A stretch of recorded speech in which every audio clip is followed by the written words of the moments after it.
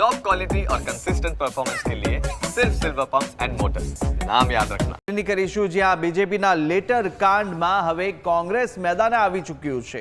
MLA વેકરિયાને બદનામ કરવાના પ્રયાસ મુદ્દે રાજકારણ ગરમાયું ને પૂર્વ એમએલએ અને જિલ્લા કોંગ્રેસ પ્રમુખ પ્રતાપ દુધાતના સવાલ કે જ્યાં લેટર કાંડમાં પટેલ સમાજની દીકરીનું સરઘસ કાઢ્યું હોવાનો દાવો કરાયો અને બીજેપીના આંતરિક વિવાદમાં આ દીકરીનો કોઈ વાંક નથી તેવું પ્રતાપ દુધાતે કહ્યું છે।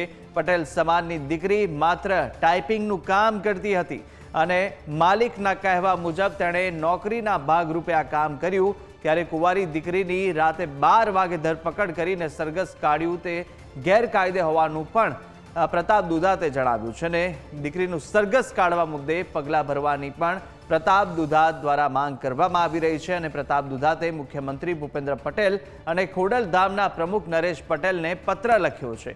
બીજી તરફ રાજ્ય સરકારના પ્રવક્તા મંત્રીએ કોંગ્રેસના દાવાઓનો છેદ ઉડાવ્યો સાથે સરઘસ નથી કાઢ્યું માત્ર રિકન્સ્ટ્રક્શન કર્યું હોવાનું ઋષિકેશ પટેલે કહ્યું છે અને વધુમાં ઋષિકેશ પટેલે જણાવ્યું કે પોલીસે યુવતીને બદનામ કરવાનું કામ નથી કર્યું। આ મામલે પોલીસ યોગ્ય તપાસ કરી રહી છે ત્યારે નોંધનીય છે કે વિધાનસભાના નાયબ દંડક અને અમરેલીના ધારાસભ્ય કૌશિક વેકરિયા વિરુદ્ધ લખાણ કરેલો પત્ર સોશિયલ મીડિયામાં વાયરલ કરાયો હતો અને જેમાં અમરેલી તાલુકા પંચાયત પ્રમુખ કિશોર કાનપરિયાના બનાવટી લેટર પેડનો ખોટી સાઇન કરાઈ હતી અને લેટરમાં રેતી દારૂ જેવા ગેરકાયદે પ્રવૃત્તિમાં હપ્તા કૌશિક વેકરિયા દ્વારા લેવામાં આવતા હોવાના ગંભીર સનસનીખેજ આરોપો લગાવવામાં આવ્યા હતા। આ ગુનામાં પોલીસે 28મી ડિસેમ્બરે તાલુકા બીજેપીના પૂર્વ યુવા પ્રમુખ મનીષ વગાસિયા, જશવંતગઢ સરપંચ અશોક માંગરોડિયા અને જીતુ ખાતરા સાથે પાયલબેન ગોટીની ધરપકડ કરી હતી અને આ ચારેય આરોપીઓને સાથે રાખી અને પૂર્વ યુવા બીજેપી પ્રમુખની ઓફિસ પર 29મી ડિસેમ્બરે ઘટનાનું રિકન્સ્ટ્રક્શન કરવામાં આવ્યું હતું। ચારેય આરોપીઓને લઈને પોલીસ પહોંચી ત્યારે લોકોના ટોળે ટોળા ઉમટી પડ્યા હતા અને સમગ્ર મામલે વગાસિયાએ બીજેપીના તાલુકા પ્રમુખ બનવા ષડયંત્ર રચ્યું હોવાનું પોલીસ તપાસમાં ખુલ્યું હતું।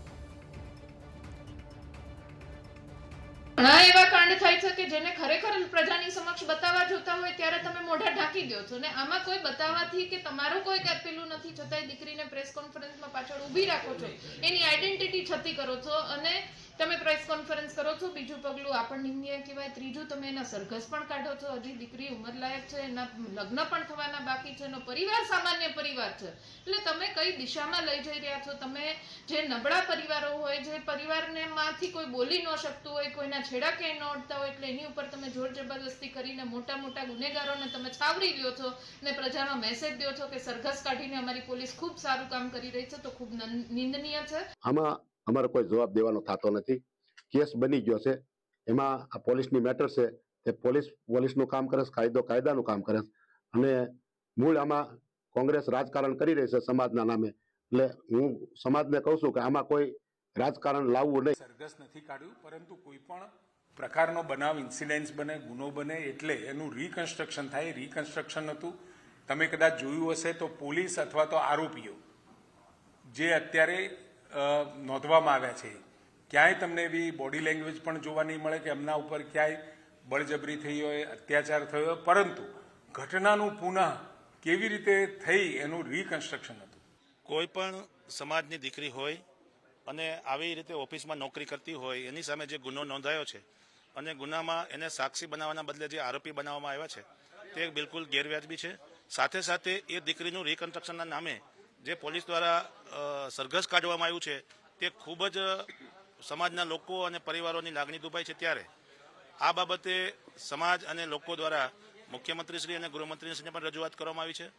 ફરિયાદી જેના પક્ષે છે એવા કૌશિકભાઈ વેકરિયાને પણ અમે રજૂઆત કરી છે અને ખાસ કરીને જો આ દીકરીને આવી રીતે જ એટલે કોઈ પણ સમાજના દીકરીને આવી રીતે આરોપી બનાવવામાં આવે તો એ કામગીરી બિલકુલ ગેરવ્યાજબી છે। સામાજિક આગેવાનો અને સંસ્થા દ્વારા આ બાબતે જાણ થઈ છે અને અમે 2 દિવસની અંદર આ પરિવારની મુલાકાત લઈશું અને આગળની જે કંઈ સત્ય ઘટના છે કે શું બન્યું છે તેને લઈને આગળની કાર્યવાહી સમાજની વચ્ચે અને સરકારમાં અથવા જે કંઈ ફરિયાદીઓ છે એની વચ્ચેના સુલેહ નીકળે એના માટેના પ્રયાસો થશે। અમરેલીની ઘટના જે ઘટી છે એમાં પોલીસ પોતાની કાર્યવાહી કરી રહી છે, ત્યારે પોલીસ જ્યારે આ ઘટનાનું રિકન્સ્ટ્રક્શન કરે છે તો એ કોર્ટના આદેશ મુજબ કરતી હોય છે. કોંગ્રેસની મેલી મુરાદ એ છે કે આ ઘટનાની અંદર ગુજરાતની દીકરીના વિશે અભદ્ર ટિપ્પણી કરીને સરઘસ કાઢ્યું જેવી એ વાતો ફેલાવી રહી છે. એટલા માટે હું કોંગ્રેસને ચેતવી રહી છું કે રાજનીતિ કરવી હોય તો તમે રાજનીતિક મુદ્દા પર કરો, અમારી ગુજરાતની દીકરીની અસ્મિતા ઉપર રાજનીતિ ના કરો.